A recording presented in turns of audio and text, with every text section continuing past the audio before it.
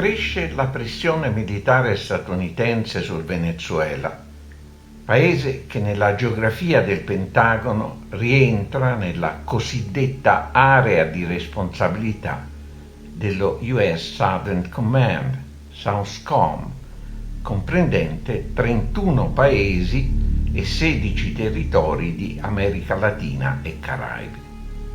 Il SOUTHCOM dispone di forze terrestri, navali, aeree e del corpo dei Marines, cui si aggiungono forze speciali e 3 specifiche task force.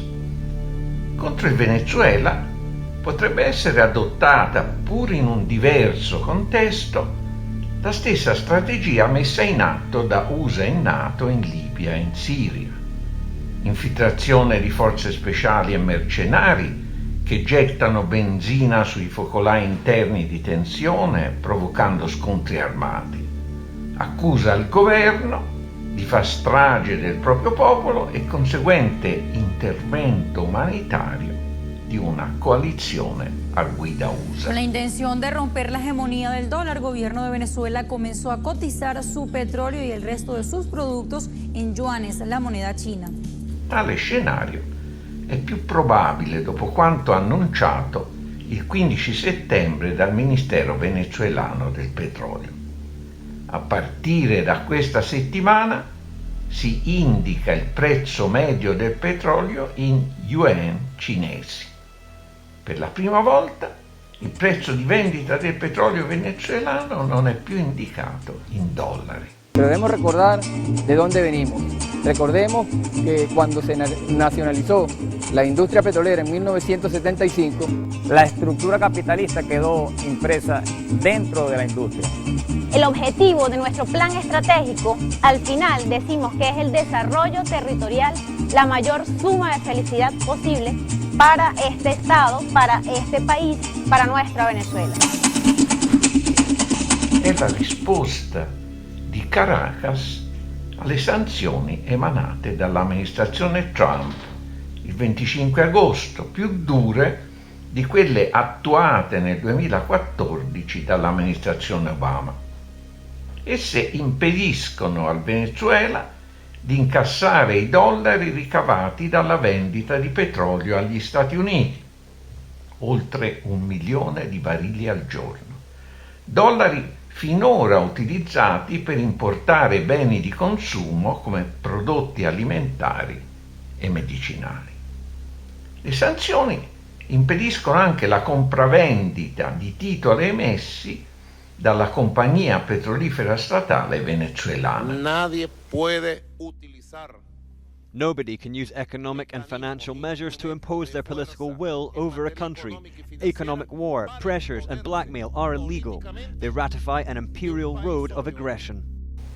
Washington mira a un duplice obiettivo: accrescere in Venezuela la penuria di beni di prima necessità e quindi il malcontento popolare su cui fa leva l'opposizione interna, foraggiata e sostenuta dagli USA, per abbattere il governo Maduro. Mandare lo Stato venezuelano in default, ossia in fallimento, impedendogli di pagare le rate del debito estero, ossia far fallire lo Stato con le maggiori riserve petrolifere del mondo, quasi 10 volte quelle statunitensi. China's yuan, also known as the renminbi, finally got the stamp of approval on Monday from the IMF to be admitted to its benchmark currency basket. Managing Director Christine Lagarde announced the news. Caracas cerca di sottrarsi alla stretta soffocante delle sanzioni, quotando il prezzo di vendita del petrolio non più in dollari USA, ma in yuan cinesi. Lo yen è entrato un anno fa nel paniere delle valute di riserva del Fondo Monetario Internazionale, insieme a dollaro, euro, yen e sterlina. E Pechino sta per lanciare contratti futures di compravendita del petrolio in yuan convertibili in oro. Se il nuovo future prendesse piede erodendo anche solo in parte lo strapotere dei petrodollari, sarebbe un colpo clamoroso per l'economia americana, commenta il Sole 24 Ore. Ad essere messo in discussione da Russia, Cina e altri paesi non è solo lo strapotere del petrodollaro, valuta di riserva ricavata dalla vendita di petrolio, ma l'egemonia stessa del dollaro. Il suo valore è determinato non dalla reale capacità economica statunitense, ma dal fatto che esso costituisce quasi 2/3 delle riserve valutarie mondiali e la moneta con cui si stabilisce il prezzo del petrolio, dell'oro e in genere delle merci.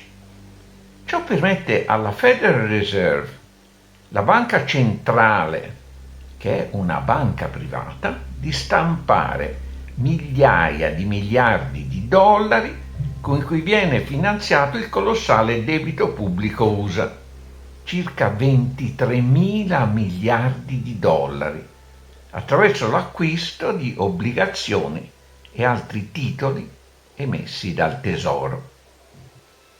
In tale quadro, la decisione venezuelana di sganciare il prezzo del petrolio dal dollaro provoca una scossa sismica che dall'epicentro sudamericano fa tremare l'intero palazzo imperiale fondato sul dollaro. Se l'esempio del Venezuela si diffondesse, se il dollaro cessasse di essere la principale moneta del commercio e delle riserve valutarie internazionali, una immensa quantità di dollari verrebbe immessa sul mercato, facendo crollare il valore della moneta statunitense.